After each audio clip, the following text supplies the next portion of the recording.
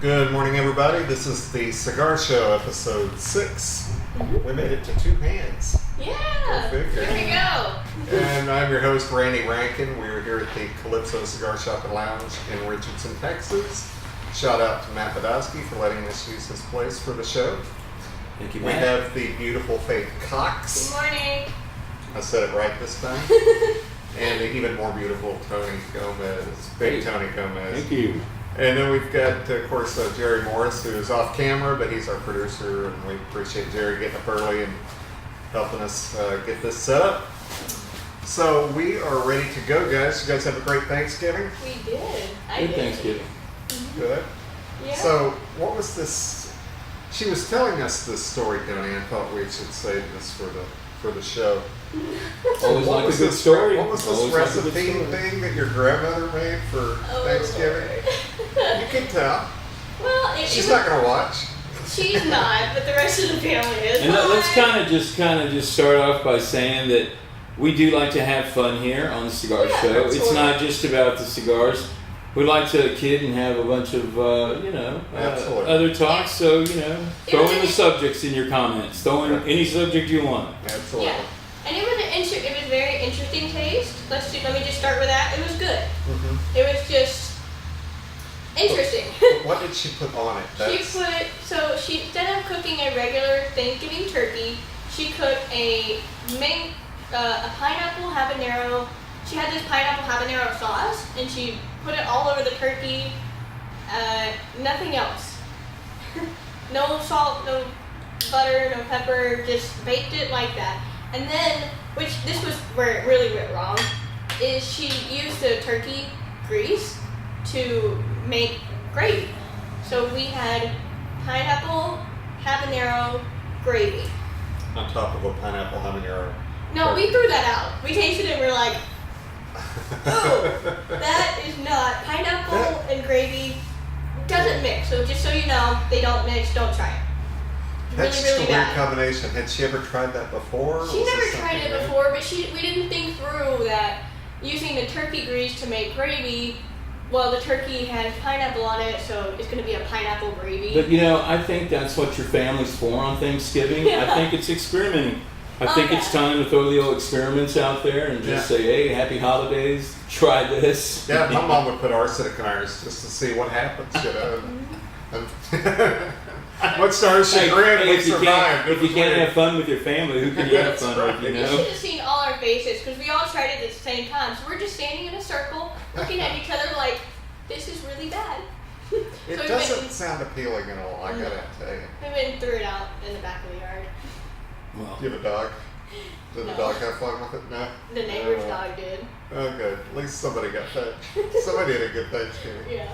Tony, what'd you do on Thanksgiving? well, I was fortunate enough to spend time with family. I was invited over to my niece's place. She hosted. My sister was nice enough to cook, and they had a real nice spread, man. It was just real low-key, just family. But they cooked a traditional turkey and a ham and, all the traditional sides, corn and,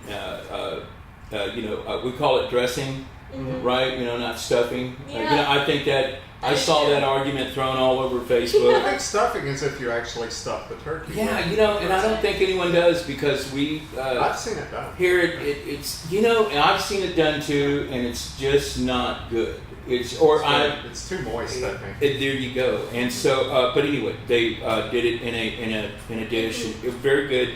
But my sister also cooked a pot of pozole, which is similar to menudo, but Yeah, she I've heard of that. it's usually done with pork, but she did it with beef tips, and it was really good. What was that called? Pozole. So, was Yeah. Ricky Martin in that band also? Yeah, man. I think so. I think he showed up for the tryouts, but he didn't cut. He was in Menudo, so. Yeah. That road range. He got the joke. I knew you didn't.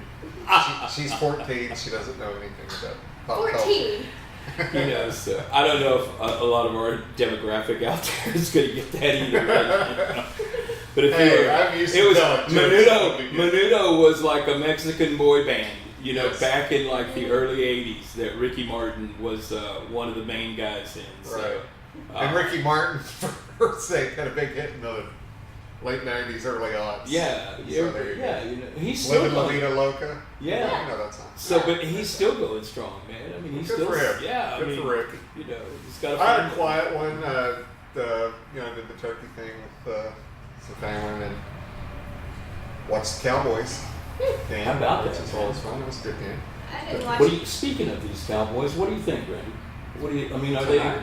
Are they? I mean, are they? Well, give me your opinion, man. Well, are they based just on, having some lucky breaks, or? No, they've played well the last few weeks. Okay. I think with the division that they're in, it's wide open. So they This have a is- very good shot at the playoffs. That's for sure. I think. Okay, I think you brought up a good point because I think when you bring in their division, I think man, I'm just going to say it. It's just it's a division that I'm not going to say it's watered down. I'm going to say it's not the strongest division out there. It's a down year, but there's Yeah. been many years where the NFC East has been Yes. the backbone of the NFL. So we're allowed to have a down year every now and then, right? They always have a strong presence, but you know. Absolutely.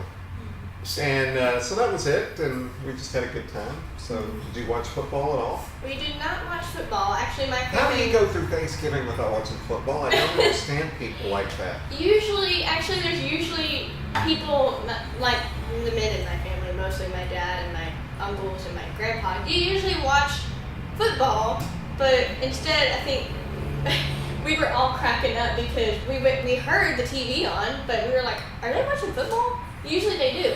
We go in the other room, they're all asleep. Well, that's part of watching football on Thanksgiving. You're supposed They to didn't even sleep. change the channel yet. They were all like, "Well, let's just take a nap, man." Okay, that makes sense. I got kicked down on the back porch to smoke a cigar. Oh. But, I had the sliding glass, Yeah. door, and I was, Kinda watch it Kinda through. watching I've without, done you that know. before.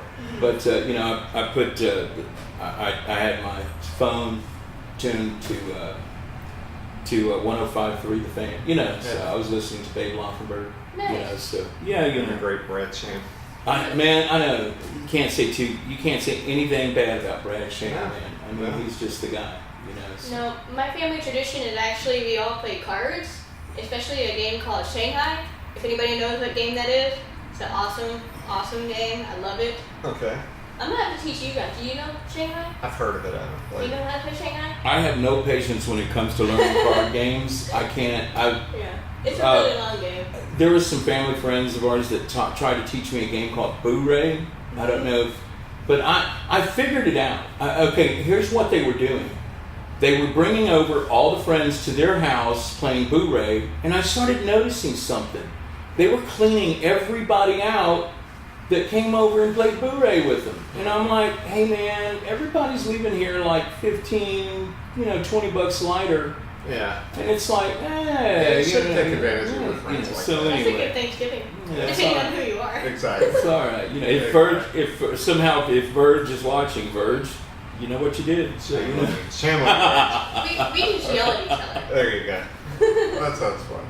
Okay, so we're going to segue into this, but there's a reason why I jumped off the cigar page with Thanksgiving. Mm-hmm. One, because it was relevant, and two, to go into this next topic. Pairings with cigars. And I know that with, pairings have been done to death. You can read about them in magazines and other YouTube and vlogs and things like that. And that's fine, but, we have to talk about what we want to talk about, and Tony's got his cell phone going on. sorry guys. That's okay. So I know that my tradition on Thanksgiving used to be. I don't drink anymore, but I loved Chardonnay with turkey. Woo. The white wine with white meat Right. thing. But don't drink Chardonnay with a cigar. It doesn't work. I'd take another glass of Chardonnay after dinner and have a cigar. It just doesn't mix Not fun. very well, So now red wine can go well, at least. And let me preface all this by saying that everyone's palate is different. Try to find what your palate is telling you. But I've not found that Chardonnay goes well with anything cigar related. I have had some cigars that red wine goes well with. What have you noticed? Have you noticed any that work and that don't work, Faith? As far as alcohol? Any pairing. It could be any coffee, pairing. it So could be for- milk, it could be whatever. For me, my absolute favorite pairing is coffee and cigars. Okay. I love coffee and A cigars. specific cigar or Actually, I like the Tubac, the the tobacco? Tubac. Is it Tubac? Tobacco. Is it Tubac? Tubac. I didn't know that. Cigars are not Tobacco. made out of tobacco, they're made out of tobacco. Tubac. Okay. Well, Every time she says that, You gotta say she's that, smoking tobacco. Tupac. Tobacco. I keep thinking she's saying Tupac, but I'm like, that is not what that means. Anyway, but so you like the tobacco especial, the roast egg, and you Yeah. like that with coffee. with coffee. Okay. Absolutely. And you like the Dolce. Yeah. That's Yeah, the Dolce. the Dolce. So there are two blends of the Yeah, tobacco. the Right. Negro, which is the darker one, and then the Dolce. I like the Dolce with Yeah. the So have you What- had any combinations that didn't work? I think if you're on an empty stomach, you shouldn't be drinking tequila instead of a cigar. You Well, get that's loopy probably a real good idea. fast. That's probably a good idea. Yeah. Empty stomach, tequila, cigar, that sounds like a Yeah. nightmare waiting to happen. I haven't had a pairing but I haven't really tried much. I also know that chocolate can be good with cigars. It can be, especially a I've had- Maduro or Oh yeah, I something have like had chocolate with. I forgot. I did have Yeah. chocolate with a nub in Uh-huh. maybe. That's how you say it. No? No. Yes. Gotta make sure. Shout out to Paul Costa. Yeah. Yeah, I had a chocolate with a nub, and that was delicious. Yeah. So. Absolutely. So what have you done? Have you had any pairings that worked and didn't work? Well, as yourself, I'm not a drinker, but I am a bartender by trade. You know, I've been in the bar and restaurant industry for a long time as well. And I have a culinary background and you know, along with my cigar background as well and tobacco background. But you know, as a tobacconist, you get asked that question all the time. What goes well with cigars when it comes to spirits and wine? And I've always recommended, you know, the lighter cigars, Connecticut's, with morning coffee. But as for myself, I love a good hearty cigar in the evening with a nice stout cup of coffee. In the mornings, I tend to have a sweeter cup of coffee. In the mornings, and I'll pay tribute and homage to my good friend Noel Rojas, who taught me how to make the Café Bustelo cafecito made in the Violetti. And I will always tend to have a Habano fresh rolled or something of that blend, something in the more of the, like I said, the Habano or maybe a Cameroon, something like that. But in the evening time, I like a nice dark cup of coffee. I tend to, I like to try the Arabic blends, you know, coffee, and a nice Maduro. I like Maduro with coffee. Yeah. So, You know, I've never understood, and once again, everybody's palates are different. I've never understood Connecticut cigars with coffee. To me, it's just overkill. And I kind of do that because, you know, being a retailer, we get Yeah. asked all the time. And I guess it all depends on what the end goal is. What is the point where you're trying to get to? So I don't want the cigar or the booze or beverage to overwhelm each other. I want them to complement. So I don't want one to be more dominant, is what I'm saying. So like to me, a Connecticut cigar would be way too light to drink scotch with, or to smoke with scotch. I would think bourbon is certainly more of an appealing spirit to drink with a Connecticut, based on what I like. Now, a lot of people like the cognacs and brandies with Connecticut cigars, and I could see that, you know, the little sweetness from the brandy and the cognac. But and the stronger the cigar, then the more I'm into scotch with exactly. the cigar. That's what I've always recommended You also. know, but I've seen people do it the other way around, and like I said, it all depends on where you're trying to get to, but that's pretty much how I've always done it. And so with coffee's such a dominant drink anyway, then unless you are going to put a lot of cream and sugar in it, I don't see it being a Connecticut. Well, I always put cream and sugar in my coffee just fine. Okay, so Connecticut would go well with you. Mm-hmm. But a strong cup of black coffee in a Connecticut just makes my mind go weird. Right now, I'm having a regular cup. Now, I used regular half and half in this coffee, and the kind of the mix, the brown sugar kind of mix, the azúcar, and then I'm having a Providencia Habano. Okay. So it's a nice balance. Yeah. But I can smoke a strong cigar early in the morning because that's how much I smoke. Yeah. I started out with a strong 60 gauge on the way over here, 60 gauge Maduro on the way to the podcast this morning. Not all smokers. The reason I don't recommend strong cigars to a smoker that I'm not familiar with, and I will recommend a Connecticut, because if it's a smoker that I'm not familiar with, I don't know if they're going to be able to handle it or not. And if they're asking me if they're unfamiliar, that's when, of course, we tell them to kind of delve in a little lightly, kind of walk their way into the pool, I guess you could say. So that's kind of my reasoning for that. So. Okay. Well, let's hold that thought, Tony, because we're breaking as far as our segments go. We're going into our last segment. We're going to continue this conversation. And Tony, go ahead and continue. So I think another thing that Faith brought up that was really neat was the chocolate thing. Now, the reasoning for chocolate is to cleanse the palate. Mm-hmm. Also, when you've smoked, when you're doing tastings of cigars, a lot of times there will be chocolates put out, and that's to kind of cleanse your palate. Like a sorbet. Exactly, kind of thing. And it'll kind of cleanse your palate to try the next cigar, so you don't have the lingering of your last cigar, to kind of have that. So I've been Ray Zanar, the owner of Providencia, one of the brands that I rep.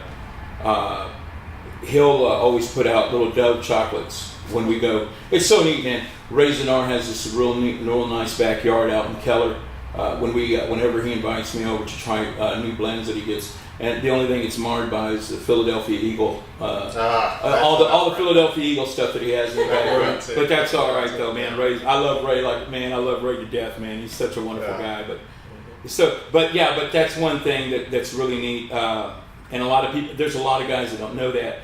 But I think that's another good thing to bring up, that there is a purpose for the chocolate, and it's always good to cleanse your palate to move on to the next cigar.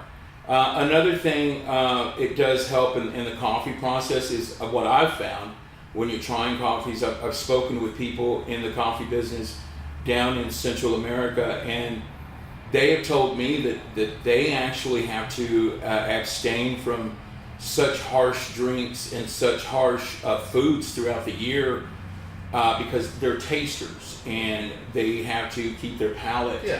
And so there's a real process to that. But they also say that like when you start putting different things in coffee, it kind of mirrors the true taste. So I think a lot of times if we bring too much food, a lot of times the simple foods, if we have too much food on a plate, I think it kind of ruins the pairing also. Yeah. I think a lot of times if we keep it simple, like with a nice piece of chicken, a nice piece of beef, you'll enjoy that cigar and that pairing a little more. And I don't know, I've never been able to eat and smoke at the same time. So I think, I think, if you have one and then the other, of course, I like to have my cigar after food, so. I do too. But, so I think the portioning is very, of course, geez, look at me, look who's talking, portioning. But, and that's another thing I think to keep in mind. Jumbo is a portion, right? That's jumbo, geez, my size, that's the size I go on the rack, geez, jumbo size, yes. Well, with another thing with pairings, and Tony's addressed it, food pairings are also interesting. Yeah, they are. I know what Tony's saying with the sorbet effect of the chocolate, but I've had a Hershey's dark chocolate with a Maduro, and it's almost like having coffee with your Maduro cigar because of that strong acidic chocolate, dark chocolate feel. And I've noticed things, that go like that. A pizza is a great appetizer for a cigar with me. Thin crust. Well, Thin, I like thin crust, but I'm just saying, we don't want to start a pizza war. Oh man, don't do that, man. Don't do that. No. But you get all the Chicago style guys. Because while I don't want to be bloated after I've eaten, I do want a nice full stomach, and if I ate 2 or 3 pieces of pizza, then that mission has been accomplished. Now it's time to relax and have the cigar. Yeah. So that's 2 of the things that I think that really go well with cigars. I really love a good steak. Oh yeah. I love a good steak dinner with a baked potato and then a cigar. And I actually had a mojito with my steak dinner. I know that's weird. See, she's not a cheap date, guys. Oh my gosh. No. Okay, that was my 21st birthday celebration. Okay, That's what I had for my birthday. That's what I wanted. I wanted a steak dinner. I wanted a mojito. And then I wanted to go to my favorite lounge, Calypso. At least out of all of them, this one was one of my favorites. There's a lot of good ones around here, though. And that's what I got for my birthday, a good cigar. Well, good. That's a good birthday. Yeah. So 21, what was that, like 2 hours ago? No. Okay.